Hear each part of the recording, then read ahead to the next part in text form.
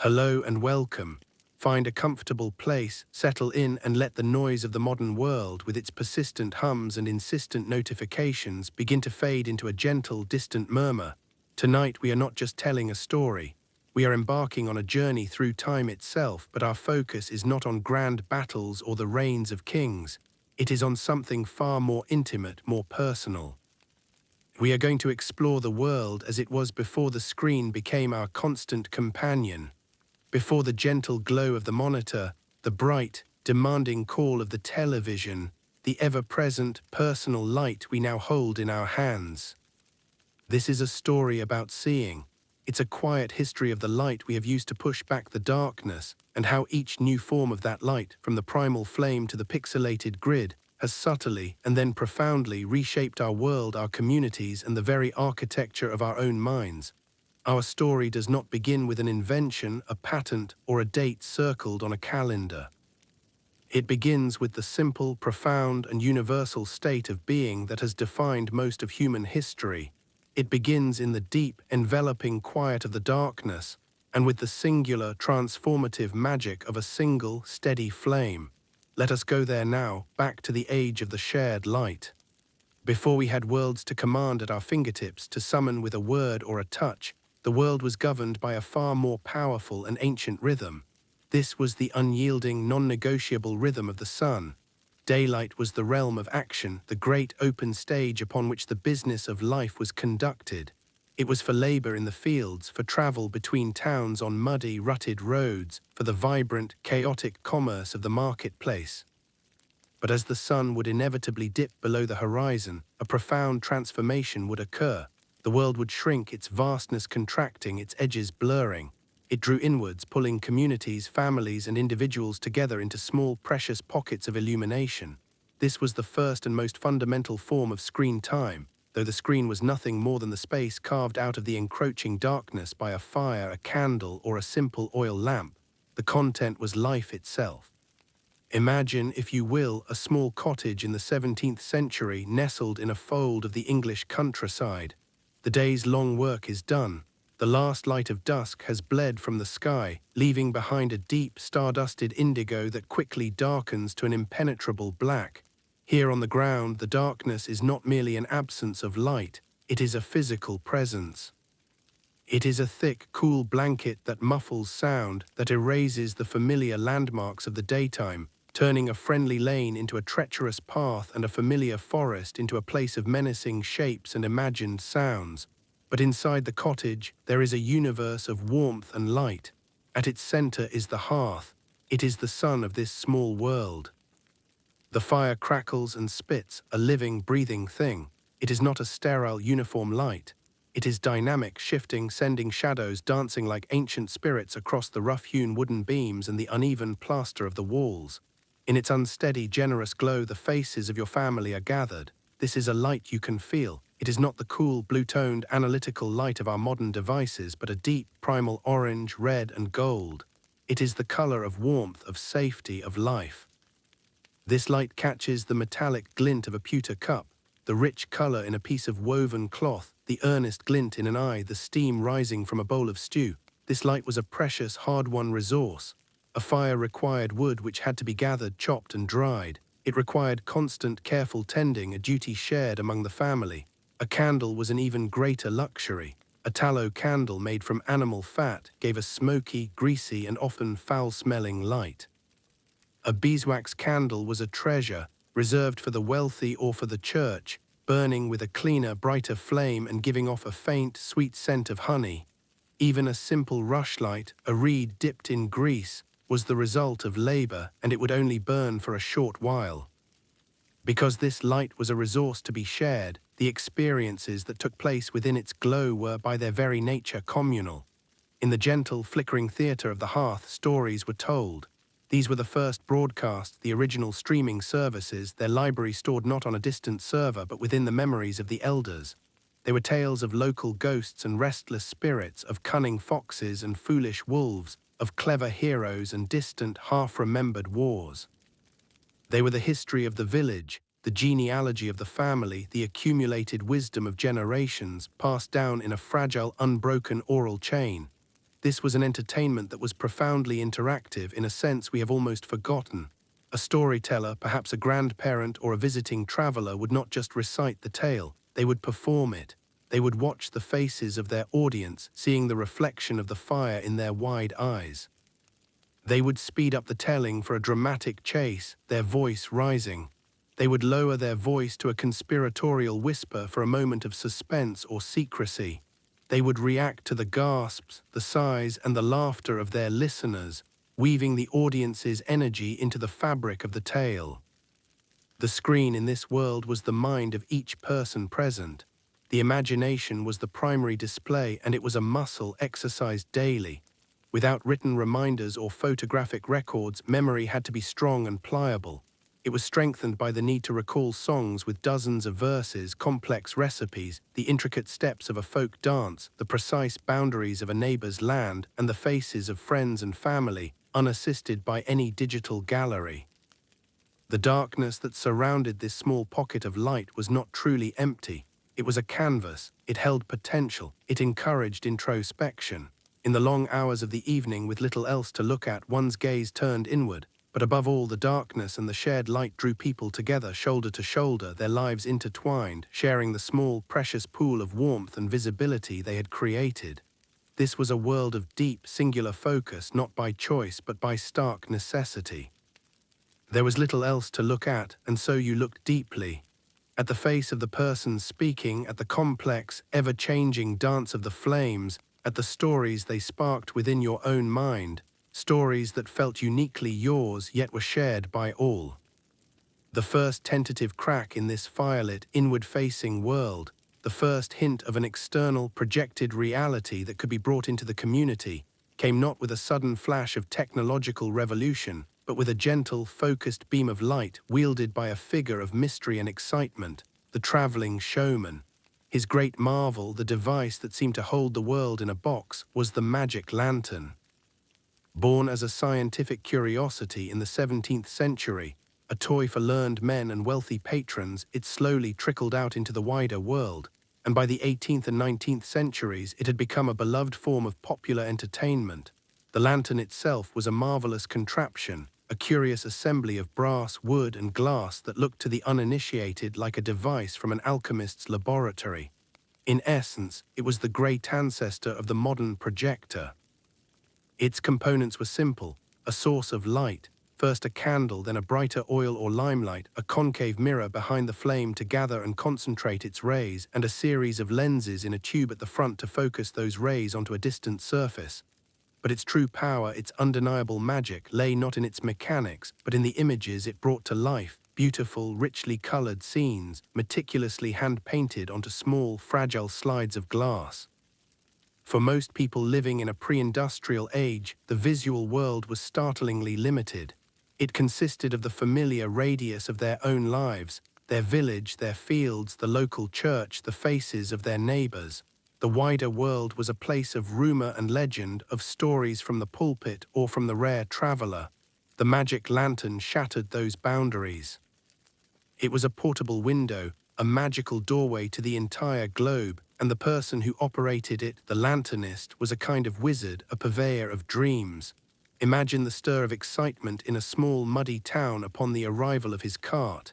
He was a storyteller, an educator, a journalist, and an entertainer all rolled into one. He was a connection to a world beyond the horizon. He would negotiate the use of a darkened space, a church hall, a spacious barn, the largest room in the local tavern. A simple white sheet would be hung, the windows would be shuttered tight, and a palpable hush of anticipation would fall over the gathered crowd as they sat on hard wooden benches in the close, expectant darkness. Then the magic would begin. The showman would strike a light inside his brass-bound box.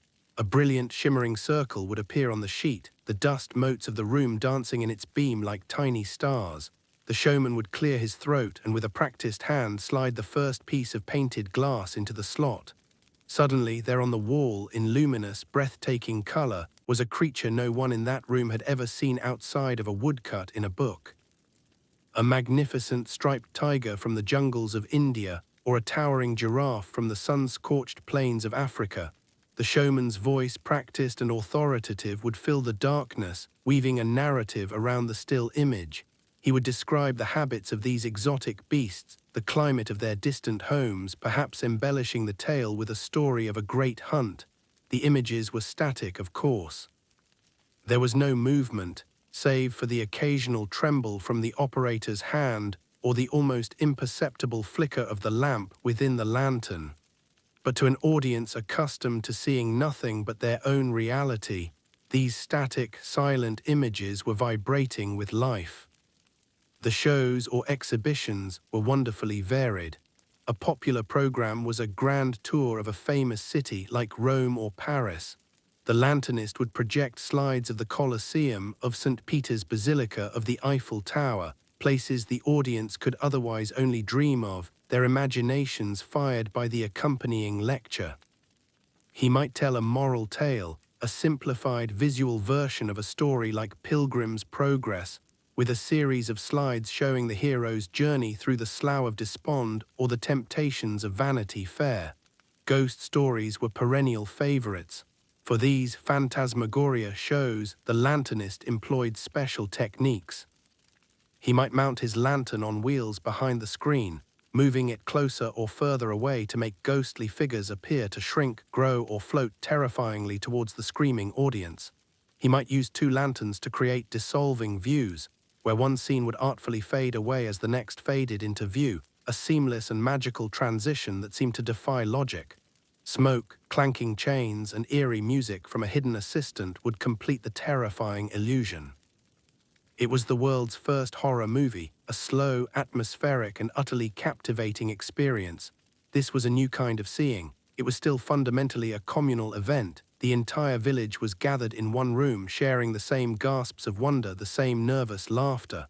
But the source of the vision was no longer just the collective imagination sparked by a story. It was external, projected, curated, and controlled by the showman. It was a broadcast, a one-to-many experience where everyone saw the exact same image at the exact same time. Yet it was a slow, deliberate magic. Each slide was a work of art, a miniature stained glass window. It was lingered upon, explained, and absorbed. There was no rapid cutting, no overwhelming stream of information. There was just the deep, shared darkness, the single, beautiful image hanging in the air like a waking dream, and the calm voice of the narrator guiding his flock through this new, visible world. The shared wonder of the static image, brought to luminous life by the magic lantern, soon gave way to a new, even more profound human obsession, the capture and recreation of movement itself. Before the grand spectacle of the cinema, before the fluid grace of the animated cartoon, this next step in the history of seeing took place not in a public hall, but in the quiet, genteel intimacy of the home. The Victorian parlour, with its heavy curtains, patterned wallpaper, and polished wood furniture, became the laboratory for these new illusions. These were not screens in any sense we would recognize today. They were exquisite optical toys, ingenious devices of brass, wood, and paper that tricked the eye and delighted the mind with their simple, looping animations. They were personal, tactile, and operated at a pace determined by the user's own hand, a private magic for a curious age. Consider the phenakistoscope, a wonderful and slightly cumbersome name for a simple, beautiful device that emerged in the 1830s. It was a spinning cardboard disc, a marvel of applied science based on a principle called the persistence of vision, the discovery that the human eye retains an image for a fraction of a second after the source is removed. Around the circumference of the disc, an artist would draw a series of images, perhaps 12 or 16 in all, each one showing a slight progression of a single movement, a woman curtsying, a man juggling, a blacksmith hammering an anvil. Around the very edge of the disc was a corresponding series of small vertical slits. To witness the magic, the device had to be operated in a specific way. You would stand before a mirror in the parlor. You would hold the disc up with the painted images facing the glass and give it a steady spin with your finger. Then you would close one eye and peer through the blur of the spinning slits at the reflection of the painted figures in the mirror. The effect was astonishing. The blur of individual drawings would suddenly resolve into a single, fluidly moving figure, seemingly alive in the mirror. The brief glimpse the eye caught through each passing slot was just long enough for the brain to stitch the sequence of still images together into a seamless illusion of motion. It was a private show, a secret shared between you, the spinning disc, and your own reflection. More common and certainly more social was the marvelous zoetrope, or wheel of life. This became a staple of the middle-class home. It was a small, open-topped drum, often made of handsome polished wood or decorative metal that sat on a pedestal. It had a series of vertical viewing slits cut into its upper half. Inside the drum, you would place a long, replaceable paper strip containing a sequence of drawings. A family might gather around the parlor table after dinner, the gas lamp casting a warm, steady glow. Someone would give the drum a gentle spin. As it rotated at a steady pace, the family members would lean down, each to their own slit, and peer inside.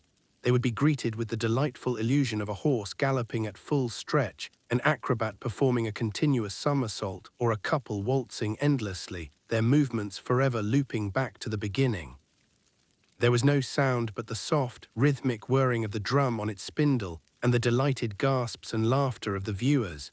It was a shared experience, but an individual one too, as each person had their own small, slotted window into the moving world within. The strips themselves were often works of folk art, charming, colorful, and whimsical.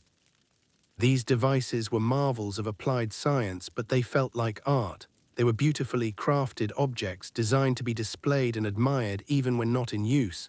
They were part of the decor of a thoughtful and educated home. The experience was fundamentally tactile. You had to choose the strip, fit it carefully into the drum, and provide the motive force with your own hand. This physical interaction was part of the charm.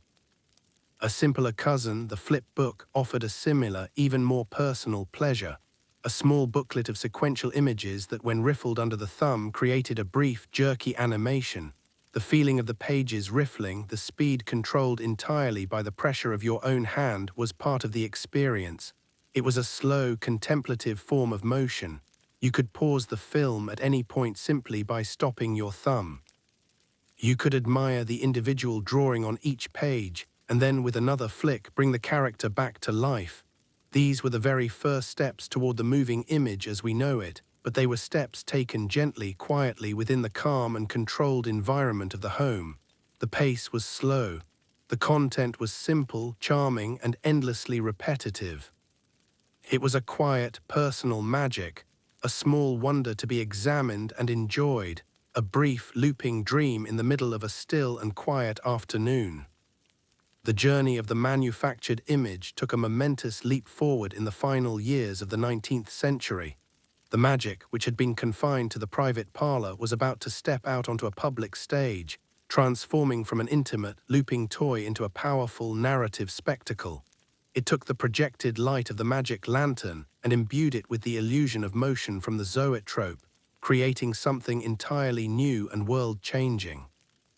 Our story now takes us to the heart of Paris, to the chic and bustling Boulevard des Capucines in the cold of winter, December 1895.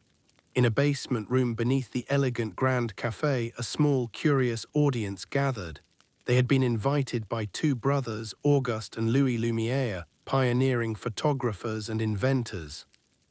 They were about to witness the public debut of a machine the brothers called the cinématographe, a single, ingenious wooden box that could record, develop, and project motion pictures. This was the moment the screen truly came to life, and the world would never see itself in the same way again.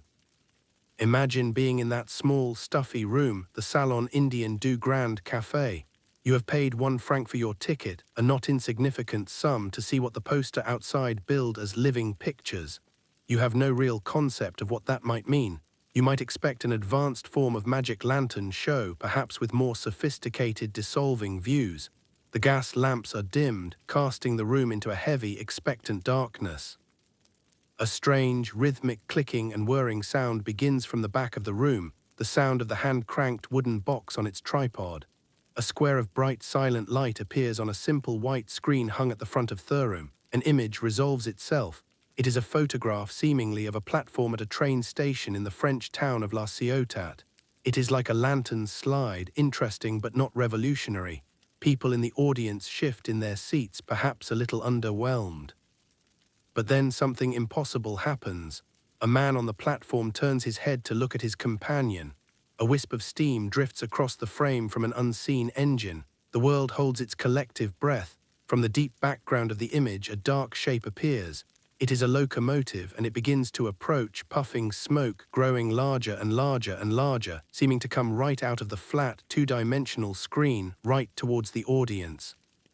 The legends that grew around this first screening say that people screamed and dived for cover, terrified that a real train was about to burst through the screen and into the room.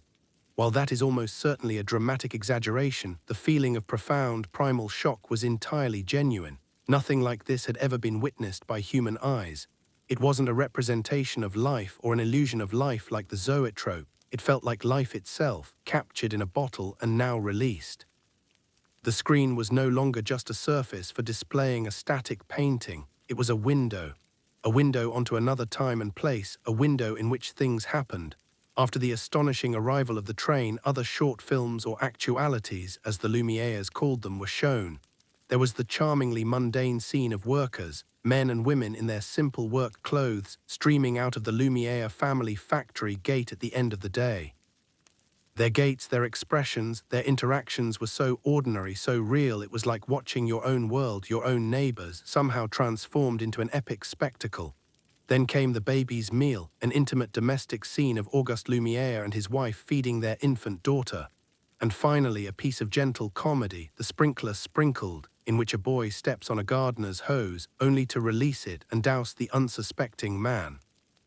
The audience's reaction shifted swiftly from stunned silence to utter delight. They were seeing themselves, their own world, their own time, reflected back at them, yet elevated, made monumental and magical by the act of projection. This was a screen, yes, but it was a fundamentally communal screen. The experience was defined by being part of a crowd, the shared, involuntary gasp at the approaching train, the collective, relieved laugh at the gardener's misfortune. For the very first time, a group of complete strangers could sit together in a darkened room and have the exact same vivid dream, a dream woven from silver halide and light, projected for them by a quiet, unseen operator. Yet this was still a slow and deliberate form of viewing compared to what would come. These early films were incredibly short, most less than a minute long, determined by the length of the film reel. They were silent, save for the insistent clicking of the projector and perhaps a live piano player hired to cover the noise and add a touch of class. They were simple, beautiful observations of life, with no complex narrative, no quick cuts, no special effects beyond the core, earth-shattering miracle of movement itself. The act of going to the pictures was an event. It was something you chose to do, a destination you traveled to. The screen for this brief, magical period was a special, almost sacred space set apart from the everyday world. It was a place you went to witness a miracle, the quiet, world-changing miracle of a captured moment brought back to life. The initial, earth-shattering wonder of simply seeing life in motion, the actualities of the Lumiere brothers, could not sustain itself forever. The human mind, once accustomed to a miracle, begins to crave something more. It craves meaning, it craves connection, it craves what we have always craved since the first stories were told around the first fires, a narrative. The technology of moving pictures began to serve this deeper human need, and the home for these fledgling stories was a humble, often makeshift one. It was not a grand theatre or a refined salon. It was a converted storeroom, a former penny arcade, a small hall with a few hundred hard wooden chairs, a bedsheet for a screen, and a piano wedged into a corner. It cost 5 cents, a single nickel, to enter, and from that simple price a new institution was born, the Nickelodeon. This was the first true temple of the screen, an accessible, everyday magic for the working masses. From around 1905, these small, often gaudily painted theaters bloomed like wildflowers across the sprawling industrial cities of America and Europe. They were the entertainment of the people. They were often noisy, crowded, poorly ventilated, and ran shows continuously from morning until late into the night. The experience was a world away from the hushed, scientific reverence of the first cinematograph screenings. Here, the screen was woven into the very fabric of urban life. For the millions of new immigrants pouring into cities like New York and Chicago, the Nickelodeon was a godsend. For the price of a nickel, they could find refuge from the cramped tenements and the grueling factory floor. In the anonymous, democratic darkness, they could sit for an hour and be transporting. As they watched the simple, dramatic stories unfold, often with exaggerated gestures and clear moral stakes, they learned about American customs, fashions, and social norms. It was a silent, visual school for assimilation. For children, it was a world of breathless adventure, of cowboys and Indians, of daring rescues and comical chases, a universe away from the strictures of the schoolroom. The audience in the Nickelodeon was anything but passive. They were a vital part of the show. They were loud, opinionated, and emotionally invested. They would cheer lustily for the hero, hiss and boo at the first appearance of a dastardly villain, and shout warnings to the unsuspecting heroine. They would gasp in unison at a dramatic twist and roar with collective laughter at a piece of physical comedy. It was a profoundly interactive and participatory environment. The air was thick with the smell of popcorn, sweat, and cheap perfume.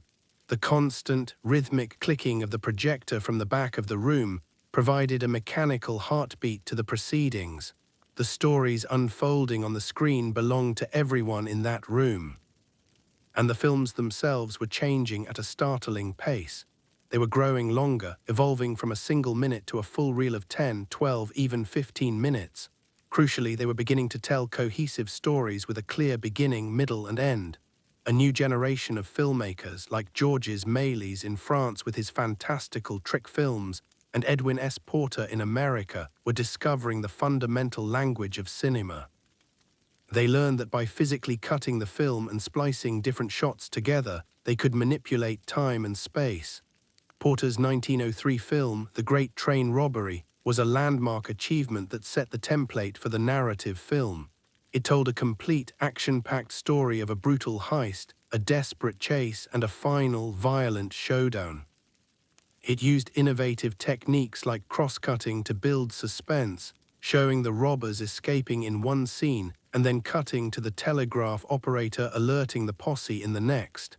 And it ended with a now legendary shot, a full close-up of one of the bandits raising his pistol and firing it directly at the camera, directly at the audience. It was a moment that shattered the illusion of the screen as a passive window, viscerally acknowledging the viewer and cementing the screen as a powerful, emotional, and sometimes confrontational medium.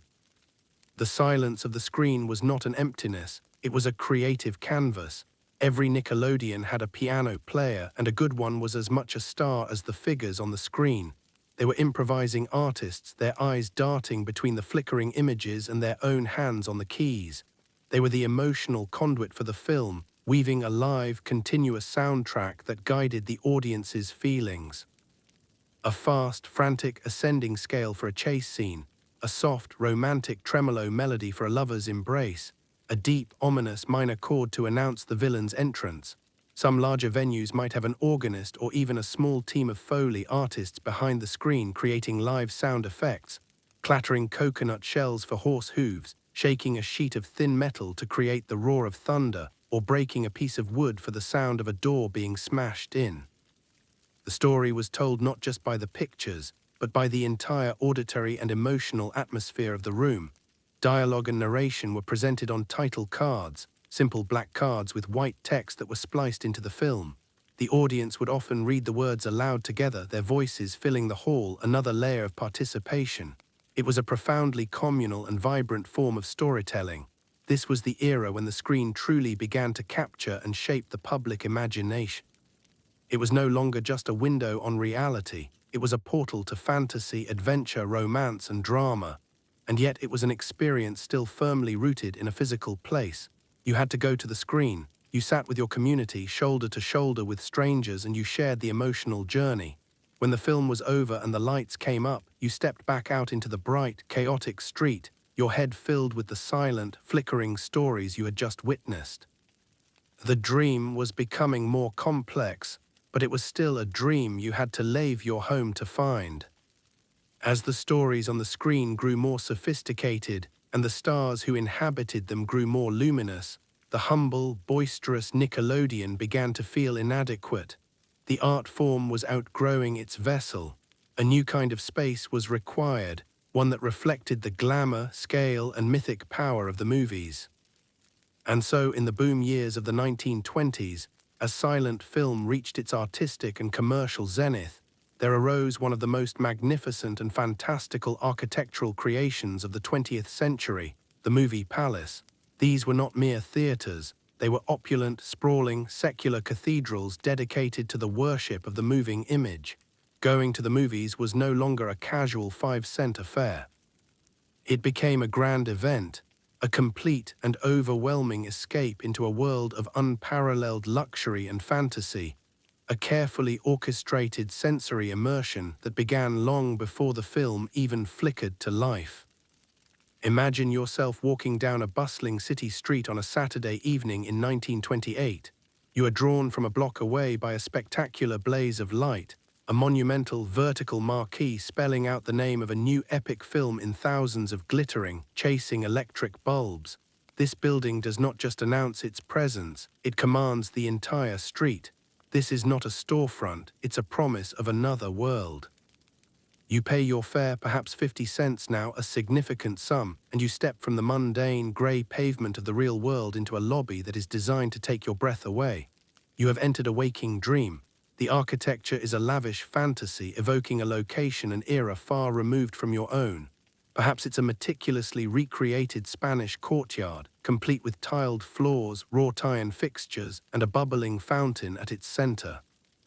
Or maybe it's a grand Egyptian temple, with towering pillars painted with hieroglyphs and golden statues of pharaohs. Or a Parisian royal court with sweeping marble staircases, crystal chandeliers dripping with light, and plush, velvet-covered furniture. The air itself is different here. It smells of fresh popcorn, expensive perfume, and polish. The sounds of the city are gone, replaced by the hushed, respectful murmur of the crowd and the gentle, majestic strains of a hidden orchestra or organ. You are greeted by armies of ushers, young men and women dressed in elaborate, custom-designed military-style uniforms. They are trained to be as professional, courteous, and silent as the staff at a 5-star hotel. They guide you with practiced efficiency through the grand foyer, past artworks and statues, up the sweeping staircases, and into the auditorium itself. And here you stop, silenced by the sheer scale and beauty of the space. It is a cavern of wonders. Thousands of plush velvet seats slope gently down towards a stage that is framed by an impossibly ornate, gilded proscenium arch. But it is the ceiling that truly captures your imagination. It is a deep, dark blue dome, a perfect replica of the night sky, with tiny twinkling electric lights configured into the constellations. A special hidden projector, the Brinket Cloud Machine, casts the hyperrealistic illusion of gently drifting clouds across this artificial sky. The architecture itself was a key part of the show, designed to make you feel special, like royalty, to prime your imagination and transport you far away from your ordinary life before a single image hit the screen. The show would begin long before the feature film. A full orchestra, or more spectacularly, a massive, mighty Wurlitzer organ, would rise dramatically and seemingly magically from the orchestra pit on a hydraulic lift.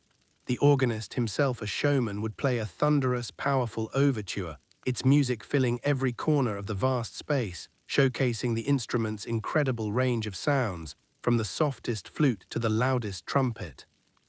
Then would come a newsreel showing the latest events from around the globe. This would be followed by a comedy short, perhaps starring the stone-faced Buster Keaton or the daredevil Harold Lloyd. There might even be a live stage show with singers and dozens of dancers in elaborate costumes. It was a full evening of entertainment. Finally, the house lights would dim further into a deep, velvety blackness. A reverent hush would fall over the thousands of patrons. And the enormous, heavy velvet curtains, weighing hundreds of pounds, would slowly, majestically part. The screen they revealed was immense, a giant, perfect silver canvas for a new kind of myth-making. This was the golden age of the silent epic. On this screen unfolded the colossal films of directors like Cecil B. DeMille, with casts of thousands, monumental sets, and dramatic, sweeping stories from the Bible or ancient history. This was also the era that created the movie star. On this giant screen, the human face became a landscape. The subtle arch of an eyebrow from the enigmatic Greta Garbo, the heartbreaking, trampish smile of Charlie Chaplin, the smouldering gaze of Rudolph Valentino. These small, intimate gestures were magnified 100 times, transformed into powerful, universal emotions that every single person in the darkened cathedral could feel together, as one.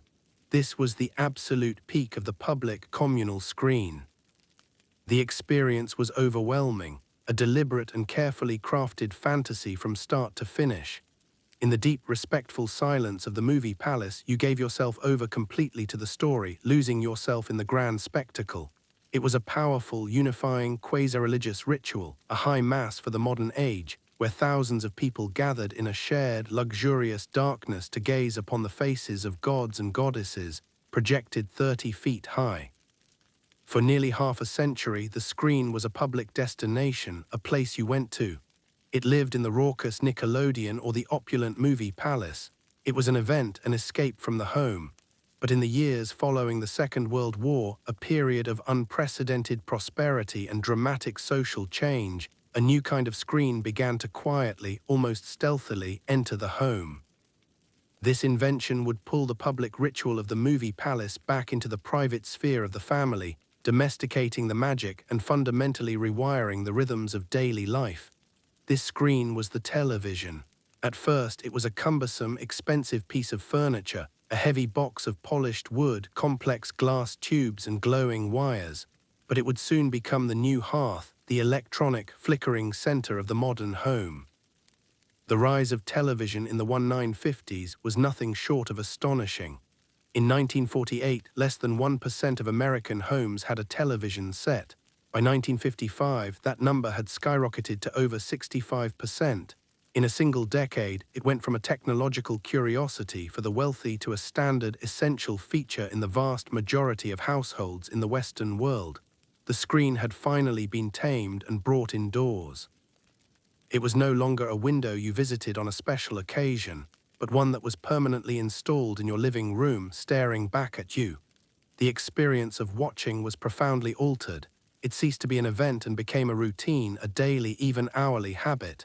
The ancient, sun-based rhythm of the household, which had already been altered by electric light, was now completely rewritten, this time aligning itself with the rigid grid of the television schedule. Family dinners were moved to be finished in time for a favorite program. A new culinary invention, the TV dinner, a compartmentalized tray of food that could be heated and eaten without taking one's eyes off the screen, was born, a testament to the screen's gravitational pull. The furniture in the living room was rearranged, no longer facing each other for conversation, but all oriented towards the glowing box. Imagine a typical suburban evening in 1956. The day's work is done, the children are home from school. The family is gathered not around a crackling fire but around the soft, mesmerizing blue-gray glow of the Philco or the RCA. The screen itself is small by our modern standards, often no larger than a dinner plate and convex, slightly bulging outwards. The picture is a grainy, unstable black and white, prone to flickering and ghosting, but it is utterly captivating. The family is watching Lucille Ball's comedic genius in I Love Lucy, or the wholesome, reassuring adventures of the Anderson family in Father Knows Best, or the news of the world being delivered by a calm, authoritative, almost fatherly anchor like Walter Cronkite. This screen brought the wider world into the intimate space of the home in a way that had never been possible before. You could watch a presidential inauguration, a royal coronation, a World Series game, or a live, Broadway-quality drama, all from the comfort of your own armchair. It was the magic lantern and the newsreel combined, delivered directly into your living room on a nightly basis. This new screen re-established the family as the primary viewing unit. Like the fire of old, the television drew the members of the household together into a single room to share a single experience. The content it delivered was, by technological and commercial necessity, broad, unifying, and generally wholesome. In the early days, there were only 3 or 4 channels to choose from.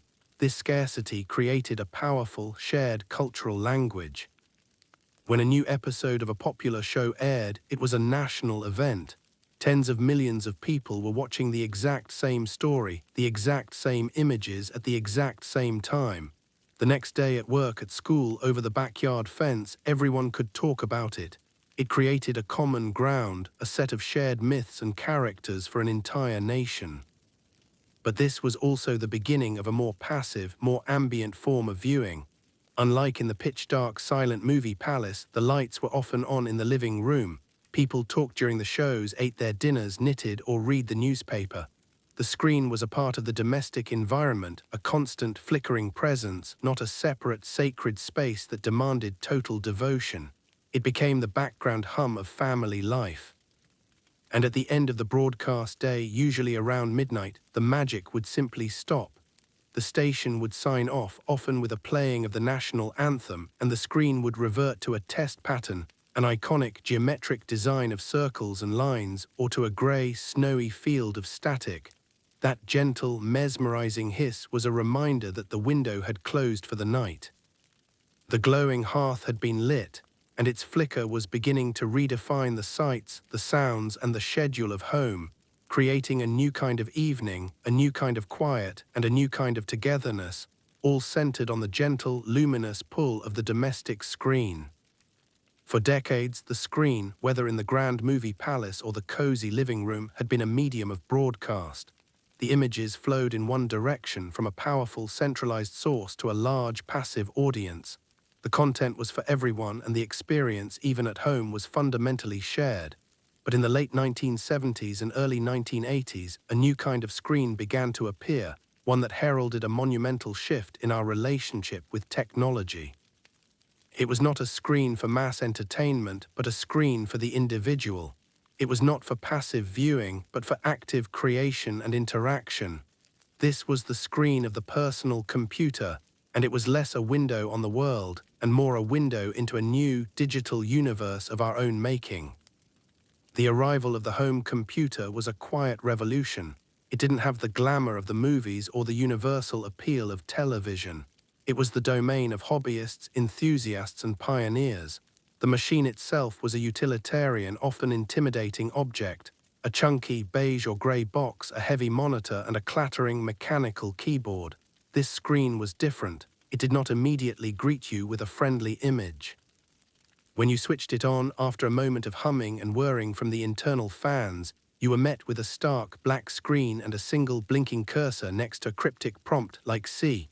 The monitor glowed not with the familiar blue-gray of television, but with a monochrome phosphorescence, either a vibrant, machinic green or a soft, warm amber. This screen was not offering you a story, it was asking you a question. It was waiting for a command. To use this screen was to learn a new language. It required typing precise lines of code to launch a program or to find a file. The experience was slow, deliberate, and intensely focused. You might insert a large 5 1/4-inch floppy disk, a fragile, flexible square of plastic, into a slot. The disk drive would whir and click loudly for what seemed like an eternity, a sound of mechanical searching as the computer slowly, painstakingly read the data from the magnetic disk. The entire process was audible, tactile, and mechanical. It fostered a sense of direct connection with the machine's inner workings. This was a screen that demanded your full attention and your active participation. It was a tool, and like any good tool, it required skill and patience to wield. The first popular uses for this personal screen were not for entertainment, but for work and organization. The word processor was a revelation. For anyone who had ever used a typewriter, with its messy correction fluid and the terror of a last-minute mistake, the ability to effortlessly delete, move, and edit text on the screen felt like pure magic. The spreadsheet, with its endless grid of cells, allowed for the organization of finances and data in a way that was previously unimaginable for the average person. It was a screen for bringing order to complexity. The games that emerged for these early computers were, by necessity, abstract and symbolic. With limited graphics and processing power, they couldn't replicate reality. Instead, they offered worlds made of text, like in the adventure game Zork. where the screen would describe a room and you would type what you wanted to do, like go north or pick up lamp. The screen provided the skeleton of a world, and your imagination had to provide the rest. Even the early graphical games like Pac-Man or Space Invaders were simple, symbolic landscapes that required you to suspend your disbelief and invest yourself in their basic, compelling logic. A revolutionary moment in the history of this personal screen was the introduction of the Graphical User Interface, or GUI, popularized by Apple's Macintosh computer in 1984. This was a profound philosophical shift. Instead of you having to learn the computer's language of text commands, the computer would learn to speak a more human language of visual metaphors. On the screen were small pictures or icons that represented files and programs. There was a desktop, a trash can. You used a new device, a mouse, to point and click to directly manipulate the objects on the screen. This made the computer vastly more accessible and intuitive. The screen became less of an intimidating void and more of a friendly, workable space. It was still a one-to-one experience, a conversation between a single user and the machine. Often, the family's single, expensive computer was in a dedicated room, a study, or a den, and family members would take turns using it. But the seeds of a new kind of relationship with the screen were planted, a relationship that was personal, interactive, and empowering. This was a screen that didn't just show you things, it was a screen that let you do things. It was a quiet, personal window, and through it, the first generation of digital explorers were beginning to chart a vast and unknown territory. The personal computer screen, for all its revolutionary power, remained a destination. It was a place you went to do something, to write a letter, to organize a budget, to play a game. The screen was a tool contained within a box in a room. To access its wonders, you had to make a conscious decision, a small pilgrimage to the desk in the den or the corner of the bedroom. But in the 1990s, a new possibility began to thread its way into our homes, a connection that would transform the personal screen from a self-contained box of tools into a shimmering, magical window onto a vast, interconnected world. This was the dawn of the public internet, and the ritual to open this window was not a silent click, but a strange and wonderful sound. It was a sound that, for a generation, became synonymous with discovery and connection, the screeching, chaotic, digital handshake of the dial-up modem. To go online in those early days was a deliberate act, filled with a sense of anticipation that is almost impossible to recapture now. You would sit at your computer and launch the connection program. Then the modem would begin its noisy work. It would start with the familiar tones of a telephone number being dialed. Then came a pause, a moment of electronic silence. Then a loud, grating burst of static, a sound like a furious digital argument. This would be followed by a series of high-pitched squeals, whistles, and beeps, a cacophony of electronic noise that was, in reality, the sound of two machines negotiating a shared language across a simple copper telephone line. For 30 or 45 seconds, this strange symphony would continue, and then, if the connection was successful, it would resolve into a final, triumphant, shushing chord. You were in, you were online. That sound was the price of admission, the incantation required to open a portal to cyberspace, a term that perfectly captured the sense of it being another place entirely. And what was this place? At first, it was a world made almost entirely of text. Before the graphical web browser became dominant, you might connect to a local bulletin board system, BBS, a kind of digital community center run from another hobbyist's computer. The screen would display simple menus, and you could navigate to message boards to discuss niche interests, science fiction, classic cars, a particular musician, with complete strangers who felt like neighbors. Or you might venture into the sprawling, chaotic universe of Usenet, a global network of discussion groups on every conceivable topic. It was here that the first sense of a truly global digital community began to form. Then came the World Wide Web and browsers like Mosaic and Netscape Navigator, which gave this text-based world a graphical face. The experience was still slow, dictated by the thin straw of the telephone line. An image would not simply appear. It would slowly, painstakingly render itself onto the screen, line by agonizing line, from top to bottom. You would watch a photograph gradually resolve itself out of a blur of pixels, the slowness heightening the sense of wonder that an image could travel through the phone line at all. The early web was a strange, wild, and deeply personal place. It was a digital frontier, being built not by large corporations but by individuals.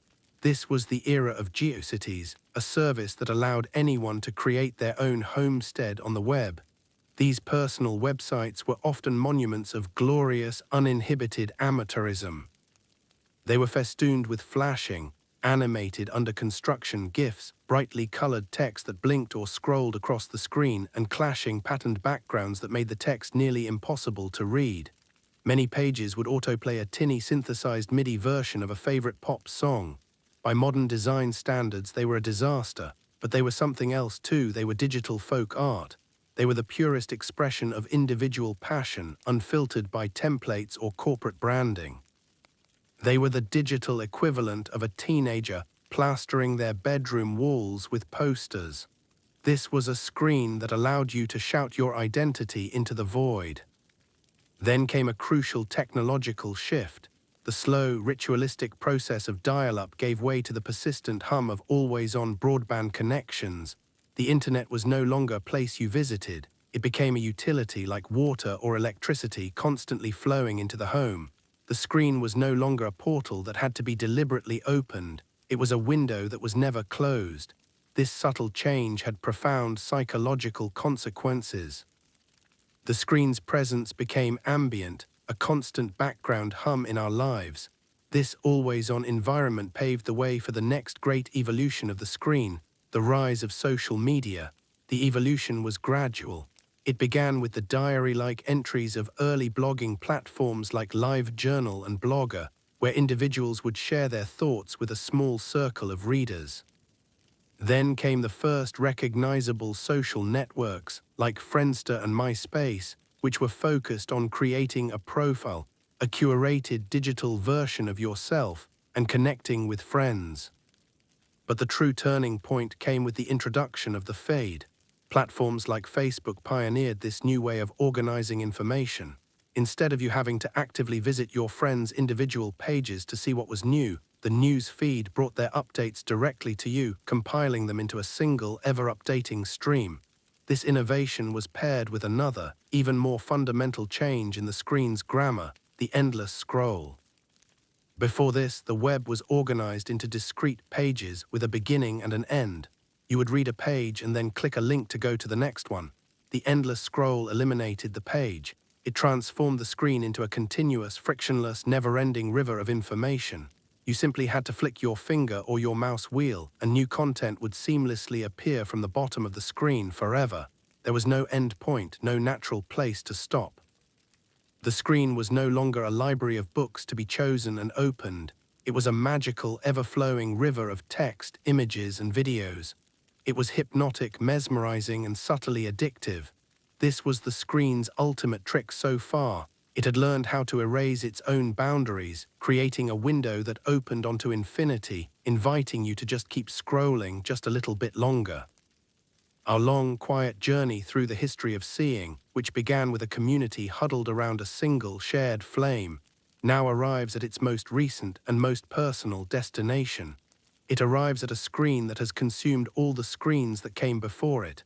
A screen that has dissolved the boundaries between the real and the digital, between being alone and being connected, between the public square and the most private of spaces.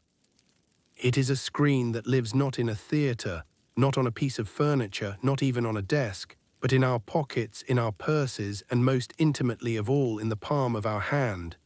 This is the age of the smartphone, the era of the smooth, dark, silent slab of glass. The introduction of the first true smartphone, the iPhone, in 2007 was a watershed moment. It was presented not as a complex piece of technology, but as an object of profound and startling simplicity. It was a black mirror, a sleek sealed object with no visible buttons on its face, a single dark, reflective surface that gave away none of the immense complexity held within. Its true innovation lay in how we interacted with it. It dispensed with keyboards, styluses, and command lines. The primary interface was your own finger. This screen was the first screen that we were encouraged to touch. It introduced a new, universal, and incredibly intuitive tactile vocabulary: the decisive tap to select, the flowing swipe to move between pages, the intimate pinch and spread to zoom in and out. This direct, physical manipulation created a connection that was fundamentally different from any that had come before. It felt less like operating a machine and more like molding a piece of digital clay. The screen became a direct extension of our intention, a seamless interface between our thoughts and the digital world. What this small, touchable screen truly accomplished was a great and final convergence. It took all the disparate screens we have journeyed through and collapsed them into a single portable portal. Think of it. The glass in your hand is the magic lantern. With it, you can conjure images of any place on Earth, from the top of Mount Everest to the depths of the Mariana Trench, and look upon them with a clarity and detail that would have seemed like divine sorcery to a 19th century lanternist. It is the zoetrope. It plays an endless stream of short, looping videos, animations, and GIFs, the modern equivalent of the spinning drum's simple, repetitive delight. It is the cinematograph and the movie palace. On its high-resolution display, you can watch virtually any film ever made at any time in any place.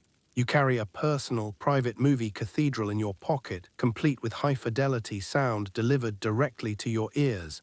It is the television. It streams live news, sports, and entertainment from around the globe, giving you access to more channels than could have ever been imagined in the golden age of broadcast. But it is so much more. This screen has consumed not just other screens, but countless other physical objects and the social rituals that surrounded them. It is the camera that documents our lives and the photo album where we store our memories. It is the map that guides our journeys and the compass that shows us the way. It is the letter through which we send our most important messages and the postcard with which we share our travels. It is the book, the newspaper, and the magazine, a library of all human knowledge, accessible in an instant. It is the flashlight that illuminates our path in the dark, the clock that wakes us, and the calendar that organizes our days. Each of these was once a distinct object with its own weight, its own texture, its own place in our world. Now their functions have all been absorbed, dematerialized, and poured into the cool, uniform shape of this single glass portal. The consequence of this great convergence is the great blurring. The screen is no longer a thing we look at. It has become the lens through which we look at everything else. The boundary between public and private space dissolves when we can have a face-to-face conversation with someone 1,000 miles away while sitting alone in a room. The boundary between work and leisure dissolves when the office lives in our pocket, buzzing with emails and notifications at the dinner table, on the weekend, on vacation. The boundary between being mentally present and being somewhere else dissolves entirely. The screen is always with us, a constant companion, a second brain, an external memory. It has become a permanent, shimmering, interactive layer superimposed over our reality. And so our journey comes full circle. We began in a dark room with a group of human beings huddled together, their faces illuminated by the warm, flickering, communal light of a fire. They were all looking at the same thing, and they were looking at each other, their shared experience strengthening their bond. We end so often now in a dark room alone, our face illuminated by the cool, steady, personal glow of the glass in our hand. The light no longer draws us together, but often pulls our gaze away from each other into a universe tailored specifically, algorithmically for us.